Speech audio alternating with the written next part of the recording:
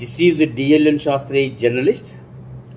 ఈ ప్రభుత్వ అధికారులకు ఈ వీడియో రూపకంగా చెప్పేది ఏమంటే, సమావేశాలు, మండల స్థాయి సమావేశాలు, సమీక్షా సమావేశాలు, అభివృద్ధి కార్యాలయాల గురించి మాట్లాడే వ్యవహారం నడుస్తూ ఉంది.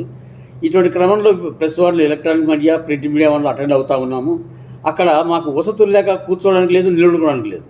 మేము నిలబడుకున్నప్పుడు మమ్మల్ని పక్కకు జరగమంటారు. మేము ముందరికి వచ్చి వీడియో తీసుకొని రికార్డ్ చేసుకునేటప్పుడు మేము పక్కకు రండి అనే పరిస్థితి వచ్చింది. మేము పక్కకు రండి, వాళ్ళు బాధపడుతున్నారు, మమ్మల్ని పక్కకు అంటే మేము బాధపడే పరిస్థితి కానీ చెప్పలేని పరిస్థితి.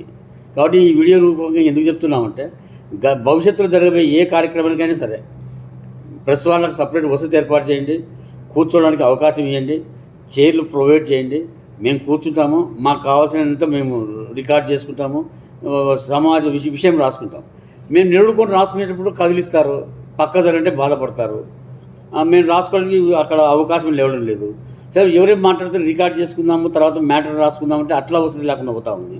సో ఇది చిన్న డిస్టర్బెన్స్ జరుగుతూ ఉంది. కాబట్టి దయచేసి అధికారులు స్పందించి ఈ సమస్యను పరిష్కరించి భవిష్యత్తులో జరిగే కార్యక్రమాలకు మాకు అన్ని వసతులు ఏర్పాటు చేయాలని చెప్పి అడిగే బాధ్యత మాకుంది, అడిగే హక్కు మాకుంది, ఏర్పాటు చేయాల్సిన బాధ్యత మీకుంది, ఏర్పాటు చేయాల్సిన హక్కు ఉంది. ఇక్కడ ఎవరికి ఎవరు ఇగోలొద్దు, ఎవరికెవరు చులకన భావాలొద్దు. దయచేసి ఈ సమస్యను అర్థం చేసుకొని, చిన్న సమస్య కానీ ఏది రికార్డ్ చేసుకోవాలన్నా, ఏది రాసుకోవాలన్నా కూడా నిలుడుకొని రాసుకోలేని పరిస్థితి ఇబ్బందికరంగా ఉంది.